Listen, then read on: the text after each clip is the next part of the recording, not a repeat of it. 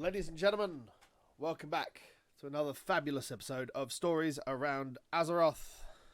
I am always, as Pete Titan Screen Another Goat, joined by the one and only most fabulous king of Alterac Valley, one Mr. Frazley-tastic. Hello, peasants! I talk to you from the top of the Stormpike Ram, and I will grace you tonight with my presence. Tell you what, he gets one mount before me and he thinks he's king of the world, I tell you. How you doing, Chief? I'm doing good. I mean, maybe I'm taller, because I am the tallest gnome in Azeroth. That's it. You are the tallest gnome upon the face of the planet we call Azeroth. But yes, you had a good week? Oh, it was a really good week. A lot of it was, again, in Alterac Valley, just kind of working on it, because I was thinking in my head, I'm going to be gone in December, so I want to make sure that I get as much as I can, so that way it doesn't come to the end of December like, oh, you got to get some podcasts out, and you have Christmas and family. Oh, and by the way, you still got to get that RAM. So I was in there a lot, died quite a bit. I'm glad that durability is reduced a lot for PvP. I mean, because I died a lot, and then they decided to hotfix it and take away even more of the Time Warp badges. So I got a lot in before the Time Warp badge hotfixes. So, I mean, how has it been post-change? Because I haven't had a chance to get back in there yet. I'll probably be doing some later on. It depends how quickly I finish my mount runs tonight. They encourage you post-change to stay in even if you're losing, because you get 10 badges for losing and 20 for winning. So, which is an increase from where it was. You get 5% for losing and 10% for winning. Yes. And I've won once. I almost won twice, but I had logged off, and Kappa was like, hey, after you logged off like 15 minutes later, we ended up winning. 15 minutes is a long time, though. Yeah, and I had to sleep. I had to be up for our staff meeting the next day, so it was like, go. Have you been up to anything else other than Alterac Valley farming? I don't think so a lot, because I did the raid stuff. Alterac Valley has really taken a lot of my time this past week. I mean, I was playing a lot of Satisfactory with Spaz, so outside of World of Warcraft. But yeah, and inside, because I had to do some pre-recording of Frazzlecast to get stuff ready for December. So that's how goes my your time. Volpera rep grind?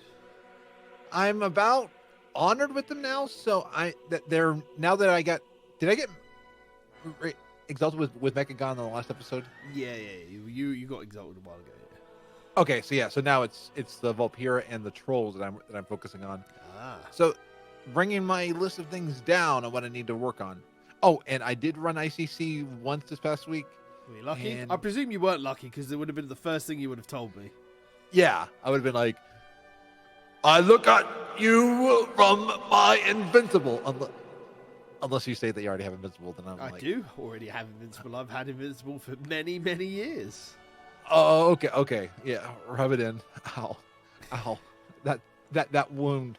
That salt in that wound. I'm also one of these people that's had the Headless Horseman mount since Mr. Pandaria, my friend. Ow. That wound's growing larger and larger.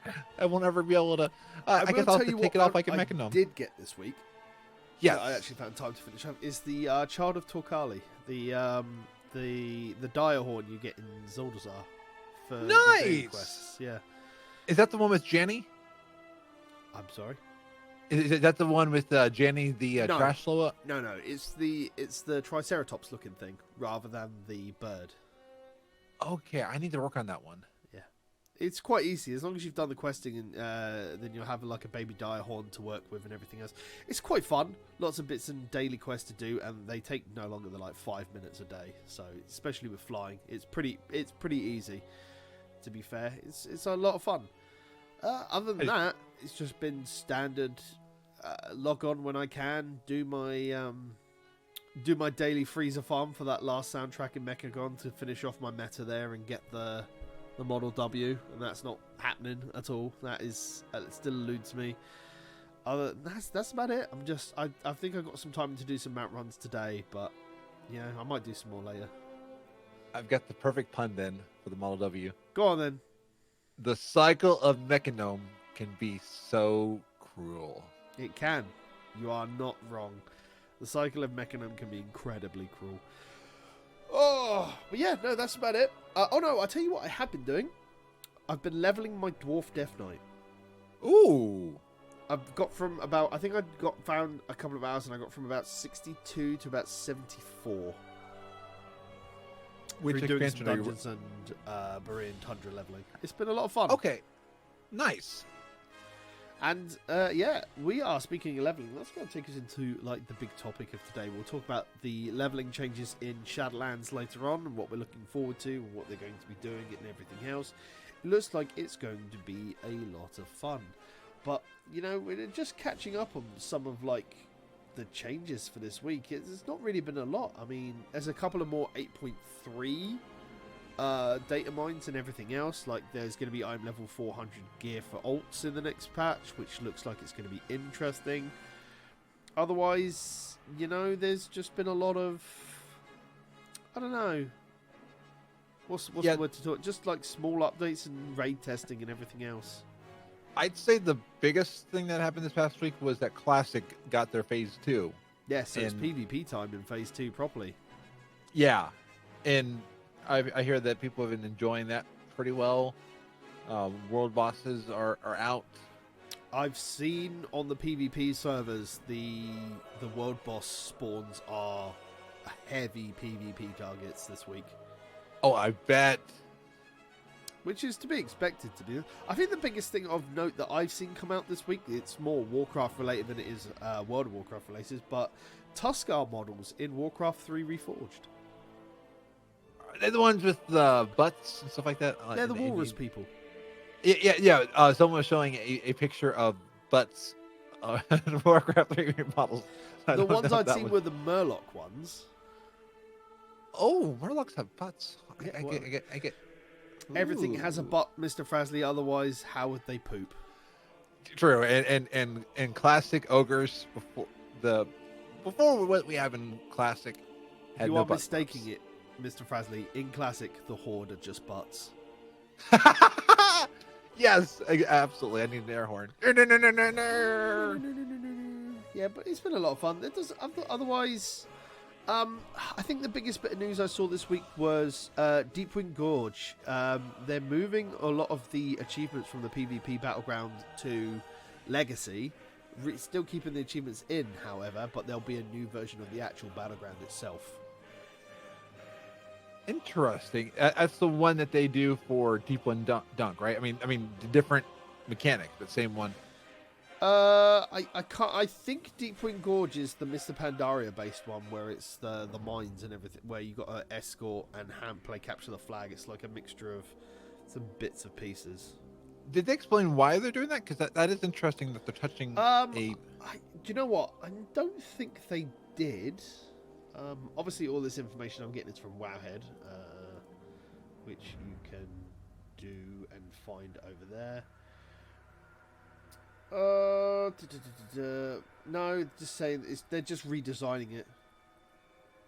Yeah, they're just redesigning it. Okay, and I don't mind that they're redesigning with what they've learned in different things, because it's kind of nice to go back and, like, I've not done the redone Warsong Gulch, but I've heard that is same area, just looks more beautiful, and it is nice that they are like going back and making content that we're using a lot and just making it better. They're putting a new PvP brawl on 8.3, which looks interesting. It's a 10v10 PvP island. Ooh, that you can queue up in the battleground area. Yeah, that's nice, because I was hoping that they would bring it back over some part of the islands going into future expansions, and I think that would be fun. I really hope that that's not going to be the way to do it, though. I hope that we're going to have the ability to farm islands solo. Thing.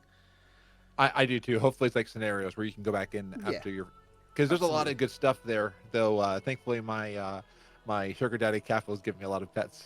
Oh no, he's going to yell at me for calling. Aren't you lucky? I love you, Capo. But he probably won't now after that comment. That's it, isn't it? Your sugar daddy Capo. Jesus Christ. Let's jump into our main topic for the day, though. Yes. So, Shadowlands, once again, we're taking a look at one piece of Shadowlands info week by week. And this week we are looking at the leveling changes that they're doing to the world itself. A lot of people obviously wanted a bit of a revamp, Cataclysm style. This is the next best thing, I think. Yeah, because it resembles to me what I was hoping they would do. Get rid of... Oh, I shouldn't say get rid of... I like that they're making it where you are put into BFA if you're a new player. You can still go to, I believe, into any other place, but it's less confusing for new players, but you still have access to all the old content. And even with the new starting zone for new players, you can go to the new starting zone, or the old has a returning player. Yeah, it's good. I know we touched on this a couple of weeks ago when we were in the post-BlizzCon show. But the big things to know is obviously new player, they start with a new starting zone, and then they can choose, and then they have to do BFA, and then that leads into Shadowlands. Whereas any remaining player gets to pick the new starting zone or any of the normal starting zones. All allied races start at 10, but Death Knights and Demon Hunters go down to level 1. But you then get to level 10, regardless if you want to do your starting zones or anything else. It'll be interesting to see if the Demon Hunter and the Death Knight starting zones remain the same. I know they have said, and if they'll take you 1 through 10 in those areas, and then you can choose your expansion. I know allied races start at 10, but it'll be interesting. The biggest thing that they're aiming to do is obviously they've said leveling from 1 to 120 takes too long. It's not horrible, but it is longer than what they want you to do. Too many levels where they don't reward everything. Yeah. And there's too many storylines because essentially you're doing a zone and then you're moving on to the next expansion, as it was. Like Berean Tundra plus Dungeons will probably take you from like 60 to 80. Excuse me. Will take you from 60 to 80, and then you'll move on to Pandaria / Cataclysm. So it's a little bit here or there, and Cataclysm is one of those ones we can just dip in and dip out of a zone anyway. But it's just a lot of content over the span of 15 years, so it's nice that the players get more choice as they want to level. Now, my biggest concern is what I feared when they first mentioned the leveling squish was going to happen, which was going to be the fact that with the squish, you'll essentially still have the same experience number that you still need to get. That'll take you all the way, but they basically just condense the levels. Now, they've said that leveling is faster. They said it's going to take you about 60 to 70% faster to level.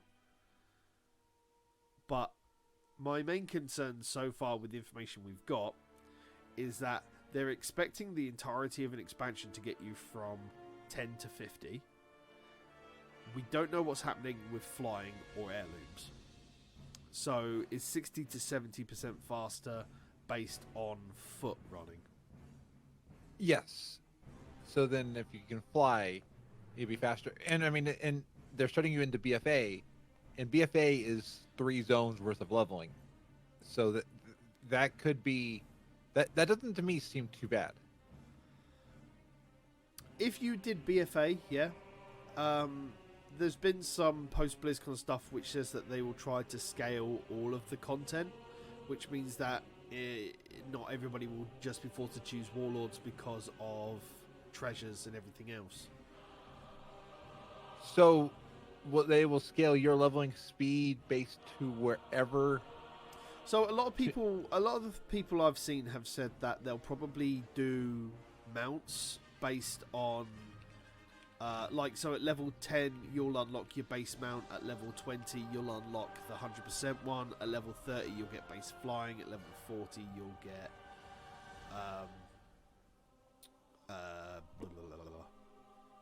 normal flying, 280% flying, and then at level 50 you'll unlock the ability to get 310, but then that takes you into the new zone where you can't fly anyway until Pathfinder's thing. But there's been no confirmation on what's happening with Pathfinder or the heirlooms at all just yet, so we'll see. If it was me on the Pathfinder issue, I would say give every expansion up to the prior one and the current one. I say just give you Pathfinder. When you unlock flying, I say remove the Warlords. You can still maybe go after it for the mount and stuff like that, but I think at this point, I think everybody who's unlocked it should keep it. It's still a benefit for doing it while you're leveling alts already. I meant for new players that, like, if instead of saying that you have to then go to Warlords, I think BFA. You don't have to buy Cold Weather Flying, or Pandaria Flying anymore on any alts, and there's no Pathfinder attuned for that. So I'm not sure how a new player actually gets those these days. Like, do they still have to buy it once and then it's account wide? Oh yeah, that's right, because I have it on at least 1 or 2 characters. I think you get it when you unlock flying, because they even removed Grimoire with the 4 Winds from the back auction house because because have they removed the Cataclysm navigation thing? Because there was the one at level 58 where you could just fly. You automatically get flying in Northrend and Pandaria when you get flying overall, is what chat is saying. So there we go. Good to know. That obviously includes Cataclysm as well, because that's the old world. But yeah, okay, that makes sense. And if it was me, I would just make it where you would then automatically get it for Warlords and Legion. But BFA and above, you make it where the prior expansion and the current should be the ones that you have to get Pathfinder for, but then you'll get the other ones. I mean, that makes sense. The biggest complaint I do see on Reddit regarding Pathfinder is that it's a rep grind for those people who didn't play during Warlords and Legion time. So, I mean, the easiest thing I would say to get around that is to retroactively, like, once an expansion is outdated, give them tabards which allow them to champion gains in dungeons for that expansion. A bit like that what would be they did cool. for Wrath, but only put those in once the expansions, like, once 9.0 turns around, you know, just allow people. Then people will be happy to do their reps to get their allied races instead of turning around and going, I don't have the rep, blah blah blah. Yeah, and I'd be fine with that. I think I can hear the complaint being like, but I put all this work in, but the game's already had things that once it goes on, things. I mean, we now get inflatable shoes for pretty much anybody, so it's Blizzard's done this before, and I see them doing it. I think it's smart. You don't want to make the game too demotivating for new players. Yeah, no, that's the thing. I mean, once you get up that far, you again, it goes back to a lot of the stuff that we said. Any rewards that you have should still work. So I don't think they'll turn off Pathfinder for alts at all. I think they'll keep it in the game as something that they can get for newer players as well. But yeah, because a lot of those Pathfinders, and those Pathfinders, I say keep the ground speed mount increase on the Path. I mean, leave Pathfinder in for those, but you get flying, but you still have an incentive to go back and get, like, the same way that with the mount shoes. I still want to go back and get the Water Strider, because then I'll get a cheaper Water Strider going forward. Yeah, I mean, talking about mount equipment, I still want more. Like, it feels like there's not a lot of mount equipment in the game that do anything like. I think a cool one. It would be a huge. It should be it would be and should be a huge money sink. It'd be cool to have one that could turn your mount into an auction house mount. I mean, maybe make it as expensive or more than the giant Brontosaurus, but then that way you could add it to any mount. I mean, just fun I think something like, you know, like how if you own the Water Strider, you got the inflatable shoes. Something like if you own the Sky Golem, you get the ability to harvest while flying as well, or that would while be cool. mounted. I think that would work as well. And even I think it would be fun to have not well, yeah, trade blocks for your mount. It'd be cool to have like little effects that can do like your character poops rainbows as you're walking. I just like stupid little things that your mount can do. It can be useful, or it can just be incredibly silly. Yeah, it's odd, but yeah, they're calling any previous expansion before BFA is it's like Chromie time walking, essentially. It's like time walking the expansion. So again, it will scale between 10 and 50. So that'll be pretty cool as well. And then from 50 to 60, you get to go to the Shadowlands, which is cool. I'd be interested to see if when a new expansion post Shadowlands comes out, will they just roll it back? Like, will there be a level squish every expansion now where max level goes back to 50? BFA will be rolled into the Cataclysm. Newer players have to do Shadowlands, and then the 50 to 60 is in the new expansion. Because otherwise we just get back to the same point of a new character is 1 to 10 is learning, 10 to 50 is a time walking expansion or BFA, and then 50 to 60 is Shadowlands, and then 60 to 70 is whatever new expansion is. And then we just get back into the same problem that we're already in.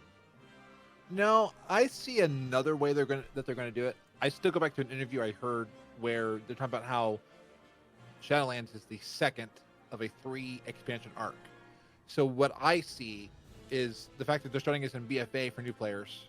I see Shadowlands being the second of that arc, then the third. So I could see us going to 70. Then once this 3 expansion, if they're still staying on this, once this is done, then you close the book on that and you start over again with the next 3. So, and maybe like change the new player starting area to reflect the story going forward. It's good.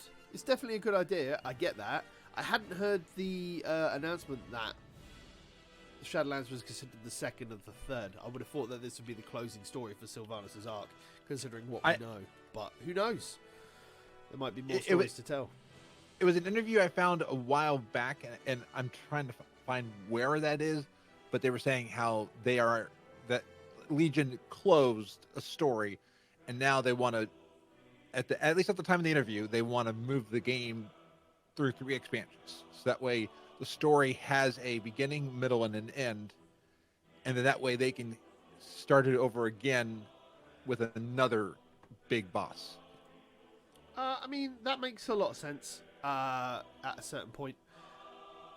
I'd be interested to see how they do this, because as I said, at the end of the day, I don't want to get back to the same point.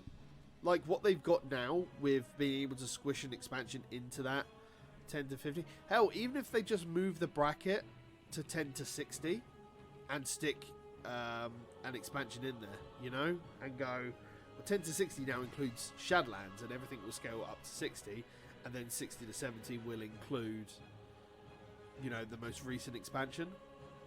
That would really, I think that would probably be the better way to go. I don't know. What are your thoughts on that, Mr. Frazley? Say that one more time. I was looking at the interview. So instead of doing the level squish, move the leveling bracket from 10 to 50 to 10 to 60 and include Shadowlands within that bracket, and then allow us to do the new expansion from 60 to 70, because then it makes your newer players do the Shadowlands experience as their first step into the world. So you do your new story.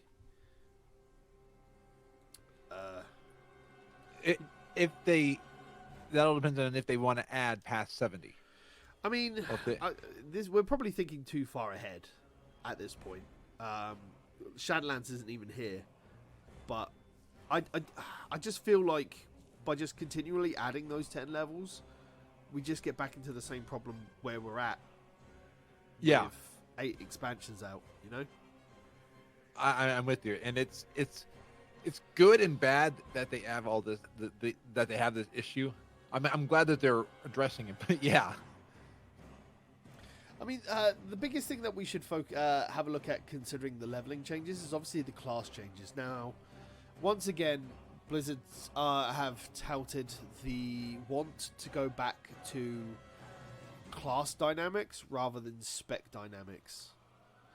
Yes. Which means that a class, and they used a mage as an example, would have an access to like one spell in its base form of every spec. So a mage will have Frostbolt, Fire Blast, and Arcane Explosion accessible in all their toolkits, and then we'll see a toolkit for a class be more class specific than be spec specific, so there'll be more spells available. So when you're leveling, we'll probably still get ranks of spells as we're leveling up, because they don't want to give you too many, but they will give you some spells that will be cross spec. Again, like how Alter Time on a mage was on all 3 specs and everything else, and they'll probably give the Ball of Energy to mages and have it change depending on the spec, so it's a spell that's available to also, which is good in theory, because if you play a mage and you've gone, well, fire's not working that well, you know, I'll switch to frost, even though there's going to have a stat differential, they'll still change, but a lot of their core set will remain the same. So again, it probably makes it easier for new players again if they want to play with what they're doing. Yeah, and I think it makes sense. Make the spec be your customization to make the character your own, but you're still viable. You may not be as good as somebody playing a specific spec in that skill, but you can still do all the skill the same way that a druid can be DPS, do a little bit of healing, and move it. Or are you even talking further than that? Make it more cosmetic? No, I don't think it'll be more cosmetic. I think we'll be looking back at, I want to say, Mist's level of how classes worked, where you were a warrior, but then you would change between Arms and Fury depending on what you wanted to do, but there was no real difference in the amount of damage that you would put out because you had those choices. Now, with the great unpruning that they're doing with certain abilities, I hope that we get a lot more options on how we play a class. Like, I hope Two-Handed Frost is an option that they can choose to do. So, and that there's not a noticeable power difference between people who play One-Handed Frost or Two-Handed Frost. I hope Enhancement has the option to be two-handed again as well. Just by doing that, even if it's just within as a passive talent, like a passive ability in the spellbook to use one-handed stuff and have your damage slightly reduced because you're swinging twice, or using a slower two-hander which deals higher numbers based on that. But I hope that sort of thing would bring more customization options, in the fact that you see a Death Knight. If you see a Death Knight in a town, you see they've got 2 daggers or 2 swords, you know they're Frost immediately. Otherwise, they're going to be blood or unholy. But having the option to do it is differently. Seeing an enhancement shaman with the ability to just swing a large two-hander around still, that could be pretty cool again. You know, yeah. There's a lot of these abilities that have changed over the course of 15 years, for better or worse. Even if the option is still there, it allows people to play with a little bit more freedom. It may not be the best. Like, a lot of people use talents these days which may not be the best to use, but they are, however, ideal for a player to use, because they prefer more passives than they do actives. Yep, I'm one of those. Yeah, a lot of people are. On my hunter, I like the talent to have 2 pets versus 1.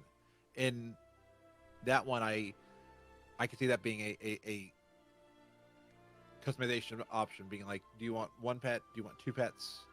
And there's a trade-off. Like, it could even be like, okay, by doing 2 pets, you can't do a certain thing. Yeah, that makes sense. Like, again, it's nice to have options. Yeah. But at the beginning, at the end point, Blizzard is still making a game, and it has to follow by the design of how they want it to be. Even if we feel as players that they're making the wrong choices, they're making the game how they deem to design it. And that's what we're there for, to turn around and say, we disagree with this decision. Yeah. You know? It's interesting. I'm interested to see how the class change is happening. I feel this is the minute where they're going to bring Demon Hunters back in line. Like, Wrath was where they released Death Knights. They were busted. They pulled back in line by the time Cataclysm rolled around. Monks were busted on release, and they were brought back in line by the end of Pandaria and everything else. And who knows? I feel this will be the Demon Hunter tuning patch. Now, by bust, you mean not good or OP? Oh, they were overpowered. Okay, and that's what I've heard, that Demon Hunters... I mean, look at it. They can do the eye thing. Oh, I see you. Yes, that's exactly how Demon Hunters are. They have an eye beam. Although I will say that while I was camping for for Steel Singer Freezer, that a rogue tried to gank me twice and lost both times today. So nice. Because I'm better than you. They tried to stab you in the back, but you're well, he did actually try. He sapped me, waited for me to see if I'd pop my trinket, and then sapped me again. And then I waited until the second zap ran out because of diminishing returns, and then he stunned me. I broke out of it, and then I killed him. Nice. It's, yeah. I have 4-4. I have an average of 4-4-2 gear. He's not going to kill me. Like, it's the best I could get without being in mythic gear at the moment. But yeah, again, like a lot of the stuff I'd like to see for the leveling stuff is going to be heavily based on whether it benefits ults in the long run. Not that I'm actually working on trying to get the last of my characters up before 9.0 hits, because I don't know, oh my goodness, I've got so many characters at max level now. It's ridiculous. It's the most I've ever had over the course of 15 years. Well, you need a few more for that pizza. I need 2 more for that pizza. It'll happen. Well, the only way it's not going to happen is if Ultraxian actually decides to drop before I get those characters done. Ultraxian, please drop. Please drop. Yeah, no. I don't know. Is there anything you're looking forward to with the leveling change? Because this is a topic that you wanted to talk about today. So yeah, I like that it is more in line with like what I saw in ESO, because when I left ESO for WoW, they were just announcing the one Tamriel where you could go anywhere that you wanted, and I was like, I want that. And the fact that this combined with Party Sync makes leveling a lot more fun, makes it where you don't have to go through a thing to get to somewhere. I love that you can pretty much go wherever you want, and if you've already done it on another character, then they give you rewards. I mean, I even love that the Shadowlands is going to change based off of doing it on another character. I like that it's becoming a lot less. We'll see how that is when we get more info on it. Obviously, yeah. At least in theory. In theory, it sounds really good, I like that. But I'm excited to see where the leveling goes. And I mean, for Lore Master, I think Lore Master will be a fun thing to do on alt. Be like, hey, I still need stuff here. Yeah, let's go back. I think maybe it definitely help on the Lore Master side. I think. Yeah, I've still got a few expansions I need to go back and do, and because by the time like I get somewhere, I'm either kind of done with the character, I start doing dungeon runs. There's that moment on an alt where you just click, you're like, I just want to get to max level. Yeah, I feel like that a lot of the time, that I just want to get to max level, gear them up, and just use them for mount farming. Yeah. Essentially, if I had time to do it and I put time in, I could probably get them to a level of strength. But I don't want to run a pug into anything. So I just like doing the main expansion things on my main character, unless there's stuff like the Mage Tower, which requires a lot of input and various other things. Like Legion was the most geared I had all the classes. Like they all had at least Concordance 1, and they were all in a pretty high level of gear in order to get all the Mage Tower, which is why I have all the spec. I have all of the mage artifacts appearances from at least all of the rows. I still need to work on a few things to unlock all the tints, but all the different models are unlocked across across my account. Wow, I don't know if we were talking at that point, because that is an incredible achievement. Okay. It's a little bit of a busybody. Yeah, I had a friend help me out with some hints and bits and pieces. You got 0? I've got 0 Mage Tower appearances. Oh yeah, well you can't do the Mage Tower anymore anyway, either, can No. you? So it's. I might have done it now that I'm streaming. I might have had more want to do it, but I did. Were very difficult. And I take that at least solace that I did not do it. So I'm like, the one of the ones that I still am the most sad not to get is the Druid ginormous white. Oh, the Bear Fists.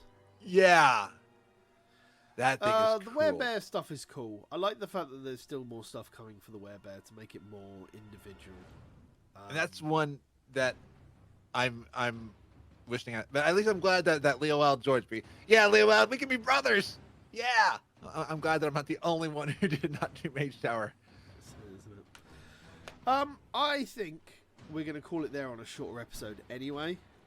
There's not really a lot to talk about. Like, we're getting to the point where talking about Shadowlands is difficult because there's not, like, in my honest opinion, I don't think we're going to see anything regarding a Shadowlands alpha. Like, they're probably in the alpha. That'll be a friends and family alpha right now. I don't think we'll see a beta drop until post-Christmas and 8.3 is in our greasy little hands. And even then, they'll probably leave it until after the first week of raiding. Mythic raiding. I don't know where I saw it, but one of the articles said that, according to an interview, it's still in early development. Yeah, so that means it's friends and family alpha. Oh, okay. So it does not mean conceptualization. No. It just means okay. I'm thinking the zone that was available at BlizzCon means that they're further along in testing on what that build actually is. You've got to remember that whenever they release anything to the public, Blizzard has 2 to 3 internal builds ahead. So anything that you test there, they're probably far ahead. They don't make a lot of these changes on the fly and then just dump it a week later, my dude. They're like 2 to 3 builds ahead of what we see. So they're less impulsive than I would be if I was a game developer. Yeah. I mean, Bastion is interesting from what I've seen, but they are definitely... I think they have all the bases of the zones down at the moment. They just have to populate the realms, essentially, and get everything good on my end. So it's all fine.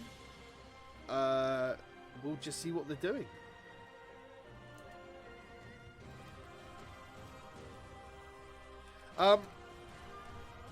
So it's interesting. We'll see what actually comes from it.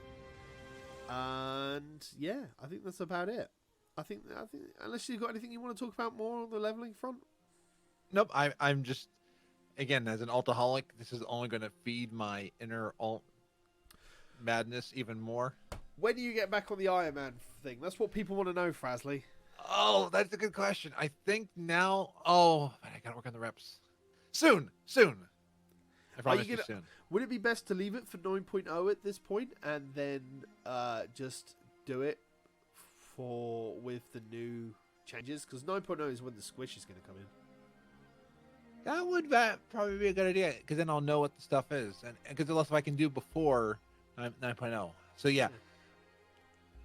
But I am going to get back on the iron. Zorts, I'm not giving up on irons. Good. Brilliant stuff. Mr. Frazley, where can they find you around the internet if they want to find you? Well, you can find me in the Gnome Train at twitter.com/Frazleytastic. I'm every week on Frazlecast at gnomepodcast.com and this week we had the lovely Thorn. So it was a blast. It was ballin'. And you can also find me on Twitch at gnome. He's cut out on my end, but you can find him at gnome.live. That's an awesome pose of Frazley in a freeze frame there, unfortunately. Yeah, you can find him on gnome.live.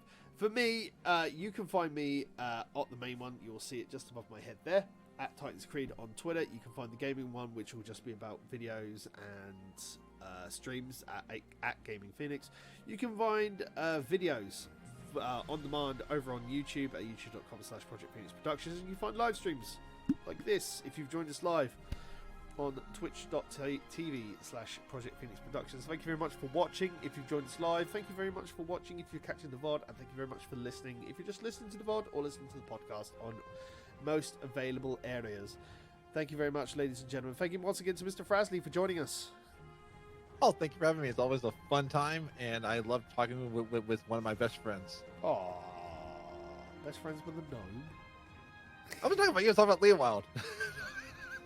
I'm kidding. Thank you very much, ladies and gentlemen. Until the next time, we will see you then. But as Mr. Frazley always likes to say, be awesome.